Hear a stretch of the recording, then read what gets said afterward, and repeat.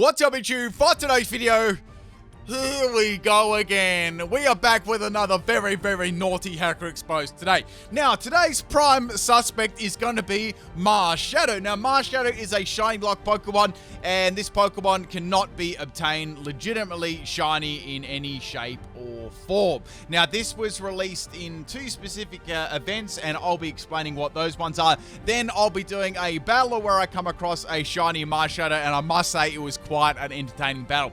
Now, I did actually get a battle with Marshadow about a week ago, and I was going to put it up, but I actually had a couple more battles with people using Marshadow, so I thought I'd wait and get a couple of more, and this battle came up, so I really hope you enjoy. Now, Marshadow, if you do receive it in a Wonder Trade or a giveaway, you know, you can't get it shiny legit, right? Obviously, that's the only way to get it is through the two events, which I explained. So if you get it through that, it is hacked. So the first event we had was in 2017, and this was actually on Sun and Moon. Just a little thing up the top left-hand corner, they're actually obtaining the Marshadow. These videos can be found on my channel as well. I sort of just like crop them into the video. Now, this was on Sun and Moon, as I mentioned before. You could get it in Japan. It came out first, and followed by like Europe and America. Those sort of things. So this is a serial code. This is where I got it from. And yeah, you put a serial code in and you got yourself a Marshadow. You can even see the date is received on this. So that was the one event you could get it in. Then you could talk to the guy and get the Marshadow, and that's what it would look like, the actual OT. Now, the second one was actually did this one recently. This is the Pokemon Scraps event.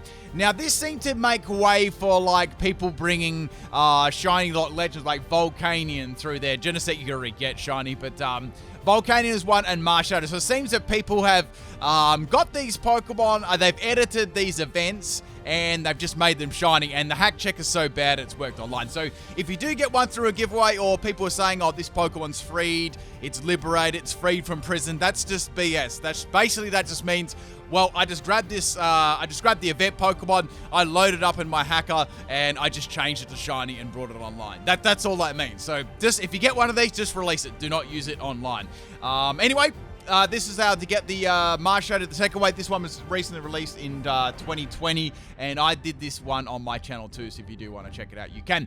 Alright, people, without further ado, that's how you get Marshadow legitimately. So if you got a shiny one, release it, alright? Or at the very least, just don't use it online, because you could definitely get banned.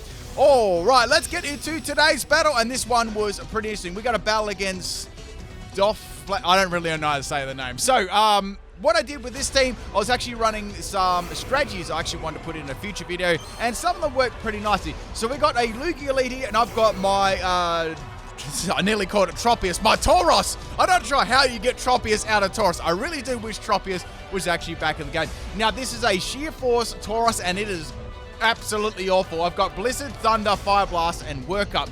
Now, this is a Sheer Force set with Life Orb, and I've got Max Speed and Max Special Attack.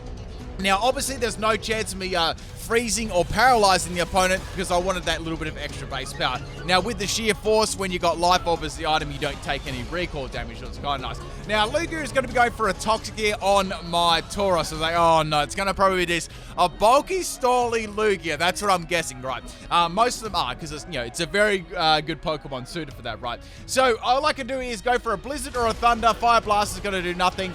And to be perfectly honest, Blizzard and Thunder are not going to do much damage either. Tauros' special attack is very, very bad. So I was sort of deciding which one to do. They both had the same actually, and Blizzard's going to miss. Like, dang, that really sucks. So now we got the Side Shock from Lugia. Tauros is actually kind of bulky, so it's going to take that okay. But inevitably, I'm probably going to be going down to the Toxic damage regardless, right? I think I can live like one more Side Shock, then a round of Toxic, and Tauros is pretty much done there. So I'm like, okay, I don't think there's any chance of swapping all. Let's go for a Thunder, and Thunder actually lands. It's always nice seeing, you know, Tauros using the Thunder. So go for a Thunder, and it does, I reckon, probably close to a quarter health to the Lugia. And now Lugia is going to go for a Side Shock, and Tauros is going to take the one, and it's actually going to be able to live the second round of the Toxic there. The next turn, Tauros is definitely going to go down. So Lugia is going to have the Leftovers as the item. I kind of guessed that one already after seeing that it will have.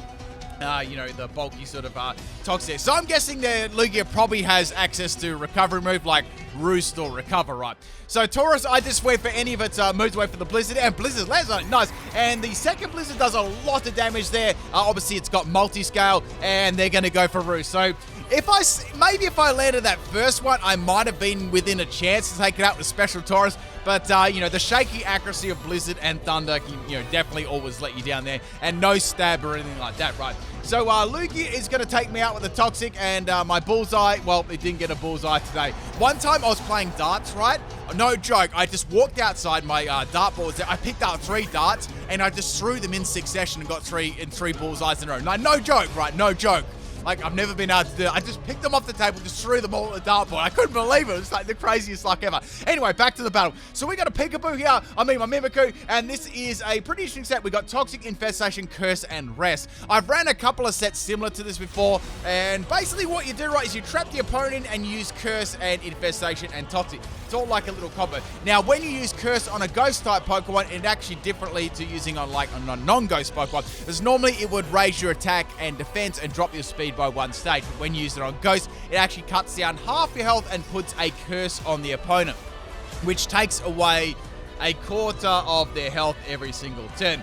Now, the only bad thing is if you do curse right, you sacrifice half your health, and the opponent can easily swap out once you put a curse on them, right? So I was like, okay, I want to go for Infestation and trap the Lugia in. So I've trapped the Lugia in with the Infestation, and now what I can do, right, is I can go for Toxic myself. Now, Lugia is going to go for a Toxic here, and it's going to poison my Mimikyu, which isn't that bad because I've got Rest. Obviously, they don't know that I've got Rest yet.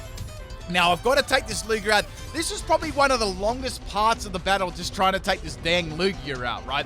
So, Mimikyu's going to take some poison damage there, and what I can do is I can just either go Toxic, and then I can go Rest. I've got my Disguise, so if they do go for an attacking move like the Psyshock they did earlier, you know, I'm going to be able to definitely live that one, which is kind of cool. I am going to take a little bit of damage when the Disguise gets busted, though, so I need to make sure that I've got enough health, right, to live and get a Rest off. So now, I can see the amount of damage done. I probably think they might go for, like, Roost this turn. They're on pretty low health.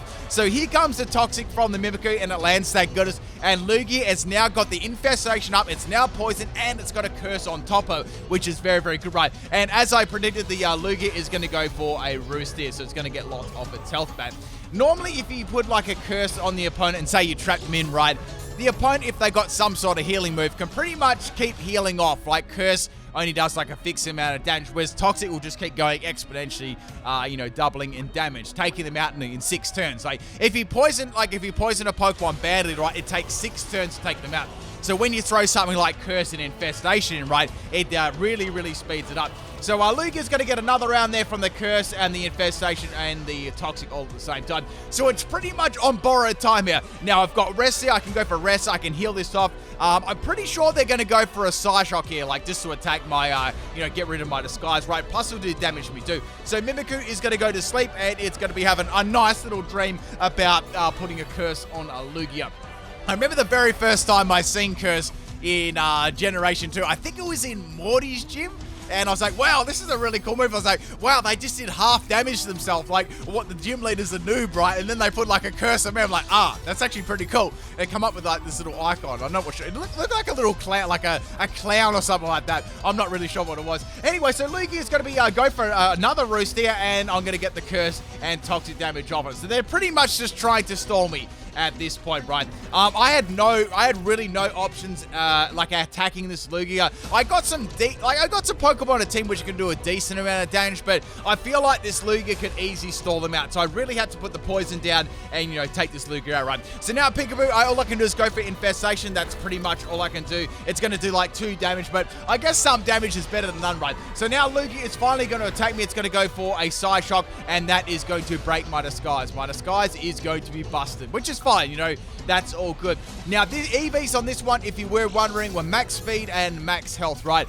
With a little bit of health EVs, Mimikyu's got a little bit of bulk to it too, right? So Lugia is now going to take some Toxic damage, and it's going to take some Infestation damage, and it's going to take a Curse. So this is going to be enough to take it out, right? When you look at it, like, Curse is almost like a purple nail, I guess you could say, looking at its animation. So Lugia is finally going to go down. Like, took like ages to take it out, and now we are finally going to get into this game. So I was like, looking at their team preview, there were another couple of Stoli Pokemon on their team too. And here is another one. So we got Ferrothorn here. So, okay, Ferrothorn.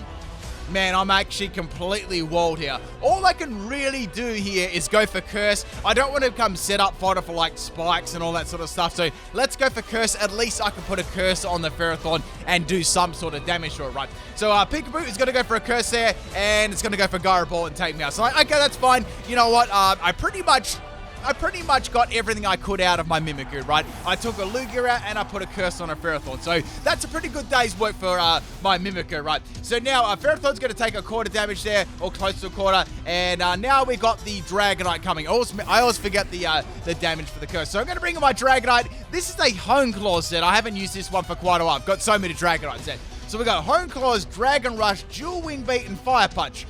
And I thought, well, you know what? I think I can get a Hone Claws up here. Like, what's Ferrothorn going to do to me? Now, I've got an item on here, which is my Lumberry too. So, like, if it does go for a status move, you know, I've got that Lumberry to kick in. So we've got max speed and max attack. I've got Jolly Nature. Now, Gardevoir comes in, I guess, to try and, get my Multi-Skull, but it got Inner Focus instead. Now, the reason I'm running Inner Focus is just something a little bit different outside of the Multi-Skull one. I feel like Inner Focus is kind of handy on this one too, come across, like, some Intimidate Pokemon. So we got Gardevoir coming in. Not even going to talk about that nickname. And what I could do, I was thinking, should I go for Dynamax? I could go for Dynamax, then get the max air share up, then I could sweep. But I was like, I was really worried about one Pokemon on their team, right? And you might be able to guess what that is. So they're going to go for Protect. I think I think that's a Lugia use Protect as well. So Gardevoir's got the Protect up. So like, okay, now if this was a max speed Gardevoir, right? It's actually a speed tie. I don't know whether I won that speed tie or not, but I'm not really going to dwell on that, right? Hopefully it wasn't and I didn't get lucky. Hopefully I did. Now, anyway, I'm going to turn my Google Say Search back on and that Gardevoir is going to fame. Now, at this point, I thought we might get a little bit of a salty DC here, right? They'll take it a while to make send the next Pokemon, but then they send out the Ferrothorn again. So it's like, okay, well, this is really good, right? I've got a +1 in attack. I've got a +1 in accuracy, right? That was mainly for Dragon Rush, right? And I've got Fire Punch here. So like, let's go for Fire Punch on the Ferrothorn. And now Ferrothorn is going to use Protect. Like, okay, that's a 3 of their Pokemon that have used Protect so far. So like, this is like, what is this, a full Protect team? I got to use protection, people. So what I can do, right, is I can go for another Fire Punch here. I mean, they can only stall for so long, right? I know that I can definitely take this out. So go for Fire Punch on their Ferrothorn, and then it's got to Occa Bear. I'm like, oh, here we go. I don't know if this is going to take it out, and it didn't. Ferrothorn managed to live there. I'm going to take a little bit of Iron Barb damage too, and now what it's going to do is go for a Thunder Wave on my Dragonite. But remember how before I said I had Lumberry on my Dragonite, right? So that's going to heal off that Paralyze. So that was a good play there with the Occaberry Ferrothorn, but I was prepared with my Lumberry, which is really nice. So now what I can do is I can freely go for a Fire Punch and take out the Ferrothorn that is on a low amount of health, right? And they are going to go for Protector. There's no point go for Protector. Like, their Ferrothorn's going to go down. So at the point, they're just stalling me, right? And I knew we had a little bit of a salty opponent here. So I'm going to go for Fire Punch again there. I was like, okay, let's go for Fire Punch. What are they going to do? Swap into another Pokemon? I don't think any of their Pokemon remaining really want to swap into Dragonite, and they're going to go for a second Protect. This is just trolling. They're literally trolling me right now. So we're going to get a second Protect in a row. It's like, okay, are they going to go for a third Protect there? Or are they just going to let me take the Ferrothorn, which, should have fainted like 100 turns ago. So now here comes a third Protect, and it's going to fail, and Ferrothorn is finally going to go down. So I was very, very happy about that. Man, they were stalling me so, like, they were stalling me crazy here, like, with a Lugia and now with a Ferrothorn. So Ferrothorn goes down. I've taken out the Lugia and Ferrothorn, which are very, very good. That is a lot of their stalling capacity out the way, right? Now, I was expecting it to DC, but then in comes Melmetal, and I smelled a rat. I was like, I'm thinking, is this going to be a shiny G-Max Melmetal? And is it going to have, weakness policy? I was really curious, because they know that I've got Fire Punch, right? They've seen me use it like 69 times. Are they going to get that weakness policy and be very hard to take out? I was like, you know what? Let's go for a burn. They didn't, and guess what? It does under half health. Melmetal is very, very bulky, and it's going to go for a double Iron Bash and take out my Dragonite. Nothing I could have done there, but man, I really thought that was going to be a weakness policy Dynamax set, or could it be G-Max? You never know, people. You never know. Okay, so it's like, oh, what do I send in here to take this out? And I was like, there's only one option. It's Polysweep. So Polysweep is a Belly Drum Poliwrath. We've got Hypnosis, Belly Drum, Waterfall, and Substitute. This is a Celeberry set 2, and this is really, really risky right here. I cannot freely set up a belly drop in front of this thing. Like, this is definitely going to have Thunder Punch, and it's definitely going to take me out, right? So I risk go for Hypnosis, and it lands. I fire these little hypnotic waves out of my stomach, and Melmetal... Wait! Melmetal's nuts have gone to sleep. Well, its nuts gone to sleep. As you can see, its little eye is closed, but like the little Z's, they're coming out of the nut. Anyway, so I've got Hypnosis and Belly Drum. I was like, if I go for sub here, I might be able to get that off, but will I be able to get a belly drum off? Like, I need my belly drum action. So I'm going to tap my stomach there, and I'm going to get +6 in attack. Now, my best move on this one was Waterfall. This thing is really obviously countered by Water Absorb Pokemon, but, you know, in the job that had the Pokemon left, it was going to do nicely. So I'm thinking a bit, should I go for sub here? But what if it wakes up and goes for a double Iron Bash? Like, what if it's Choice Band? That would be really, really bad. Now, I thought about it for a long time. I was like, you know what? I've got +6 in attack. I've got Adamant Nature. Waterfall will take out the Melmetal. However, I could take a risk with Substitute, but I didn't feel like that would actually weigh up very well if Melmetal did actually wake up, right? So go for Waterfall on the Melmetal. Thanks to Dragonite's Fire Punch from earlier on, that was enough to take it out. I believe Melmetal probably would have lived if it was max health, right? Melmetal is very, very bulky.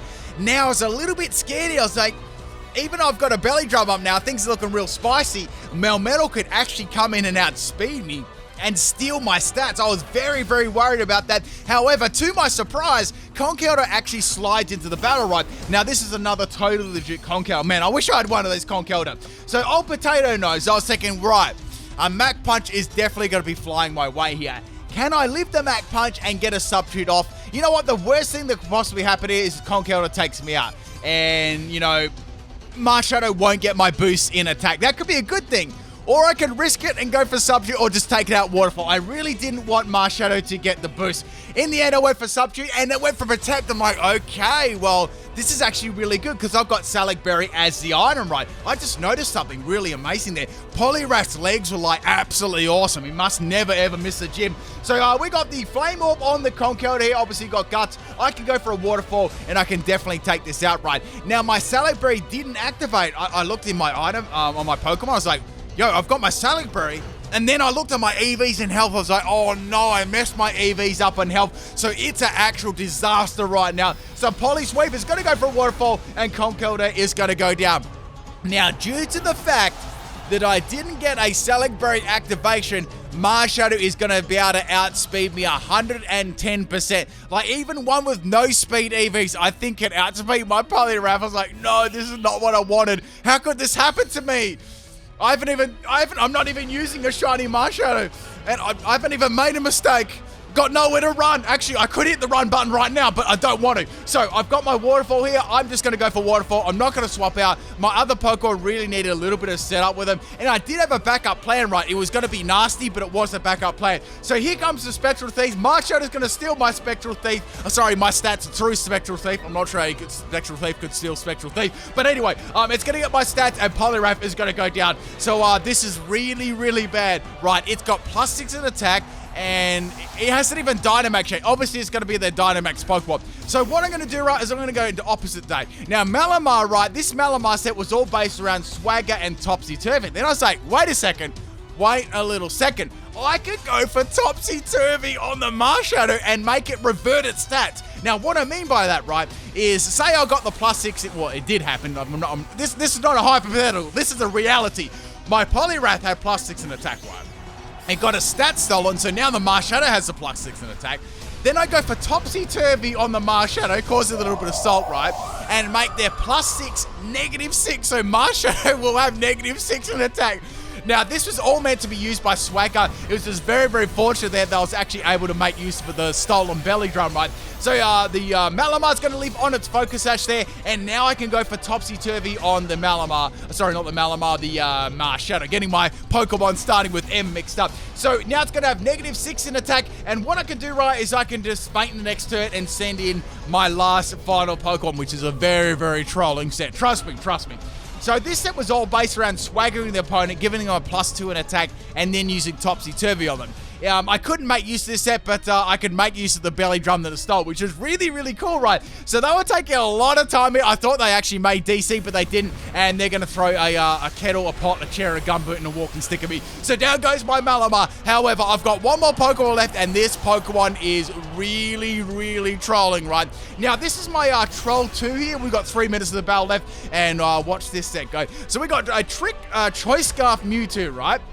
What we're going to be doing, right, is we're going to be tricking a Choice Scarf to Marshadow, right? I know that I can outspeed Marshadow because it's Mewtwo, right? And I know that I've got a Choice Scarf too. So I'm going to give it a Choice Scarf, and I get a Utility Umbrella. So that's the item that actually came with the event one. So Mewtwo's going to take, actually, when you look at it, when you really think about it, that's actually a fair bit of damage, considering it's got -6 in attack. And now I get a defense drop, so I'm like, okay. I hope I don't get credited. That's the only thing I was worried about, right? So Mewtwo is obviously given the Marshadow a Choice Scarf, so now they're locked into only using one move.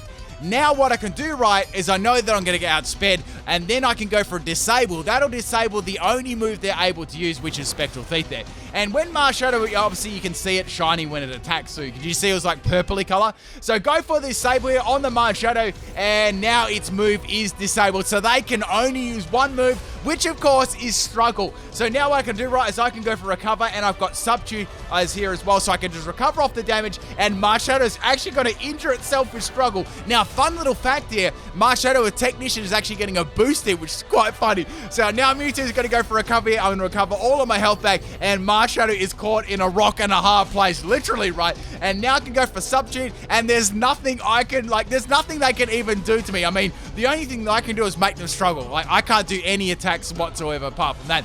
So here comes the struggle again. Marshadow is damaging itself. It's doing a quarter of itself every single time there, or close to a quarter. And now Mewtwo is going to go for a Substitute. And that, my friends, is the game. They cannot do anything at all. I was expecting a DC. I honestly thought I'd get a DC when they did, when they got Topsy-Turvy, right? But it didn't happen. So here comes another struggle from the Marshadow. Also, when the Disable runs out, you can simply just disable them again, and they'll go back to struggling, which is really fun. So we're going to go into the last minute of the battle, and Mewtwo is going to go for a cover. I can't really do much here, just wait for them to struggle and take themselves out, so it doesn't really matter what attack I use here, so I just wait for Disable, right? So Marshadow is probably 2 attacks away from going down to a struggle. We got 45 seconds of the battle left, and here comes another struggle here from the Marshadow. And Marshadow, they were very nice to do this. They actually plug my merch for free, so you can go check that out in the description of the video. And Disable's gonna fail, and there comes the big bad baby bottle, people. And that was it. We got the shiny Marshadow salty baby DC only on PIMPNITE's channel. I really hope you enjoyed this battle. It was a roller coaster of emotions, and yeah, that's about it. I'll catch you guys tomorrow for another video. Peace out.